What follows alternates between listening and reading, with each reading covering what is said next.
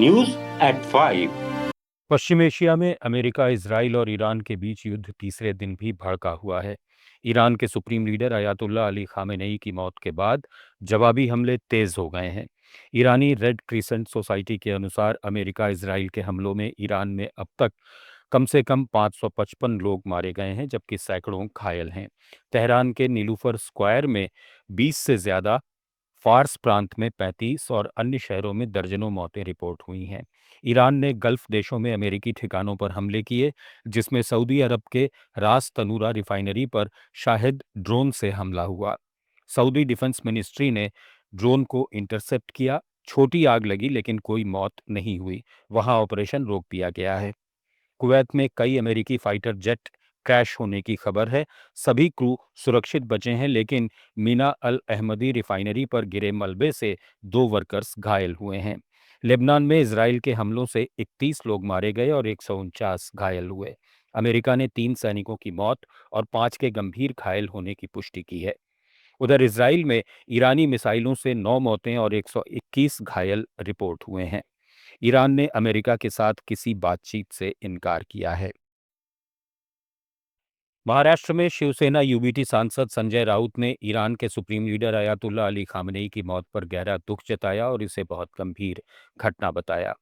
Media से बातचीत में मुंबई में उन्होंने कहा कि अयातुल्ला खामेनेई एक ऐसी शख्सियत थे जिन्हें इजराइल को छोड़कर पूरा विश्व मानता था। वे भारत के सच्चे मित्र रहे।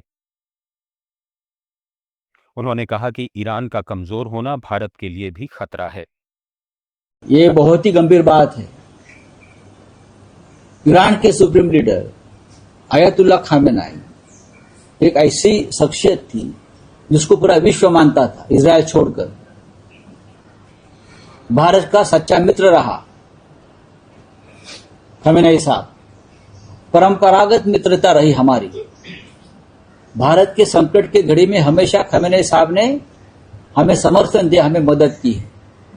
चाहे भारत पाक युद्ध हो, चाहे कश्मीर का मुद्दा हो, हमेशा ईरान भारत के साथ खड़ा रहा।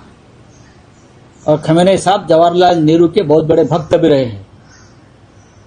क्या उसका गुस्सा है क्या मोदी जी को?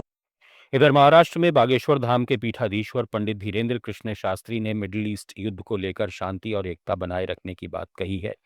उन्होंने मुंबई में मीडिया से बातचीत में कहा कि शांति का रास्ता सनातन से शुरू होगा। सनातन का मतलब बुद्ध है, युद्ध नहीं। शास्त्री ने हाल में हुई एक घटना को बहुत निंदनीय बताते हुए कहा कि किसी भी देश के नेताओं के खिलाफ ऐसी कार्रवाई नहीं होनी चाहिए, न ही किसी देश में तनाव बढ़ना चाहिए।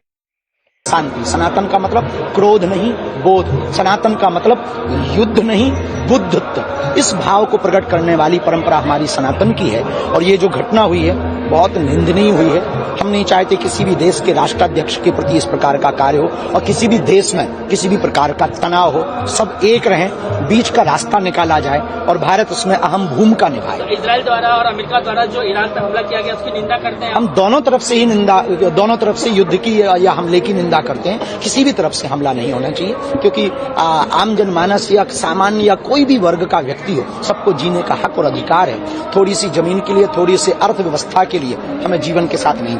राष्ट्रपति द्रौपदी मुर्मू ने विश्वास व्यक्त किया है कि दिल्ली सरकार की कल्याणकारी योजनाएं बहनों और बेटियों को सशक्त बनाएंगी और एक समृद्ध दिल्ली बनाने में महत्वपूर्ण योगदान देंगी। दिल्ली के इंदिरा गांधी इंडोर स्टेडियम में एक सरकारी कार्यक्रम में उन्होंने महिला सशक्तिकरण, आर्थिक स्वतंत्रता और सामाजिक सुरक्षा पर जोर दिया। दीप जलाते हैं। सावित्रीबाई फुले ने महिला शिक्षा की ज्योति जलाई थी। रानी गाइदिनवी और सरोजिनी नायडू जैसी महिला स्वाधीनता सेनानियों ने भारत माता का गौरव गाथा लहराए।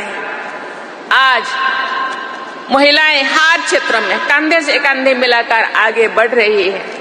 सैनिक के रूप में ये देश की सीमाओं की रक्षा कर रही है। वैज्ञानिक के रूप में प्रयोगशालाओं में शोध कर रही है। खेल प्रतिस्पर्धाओं में अंतर्राष्ट्रीय मंच पर। न्यूज एट 5 में फिलहाल इतना ही। जुड़े रहिए लेट्स माइक के साथ। आप सुन रहे थे let's mic more than radio. Follow कीजिए हमें हमारे सोशल मीडिया प्लेटफॉर्म्स पर। आप सुन रहे थे let's mic more than radio. Follow कीजिए हमें हमारे सोशल मीडिया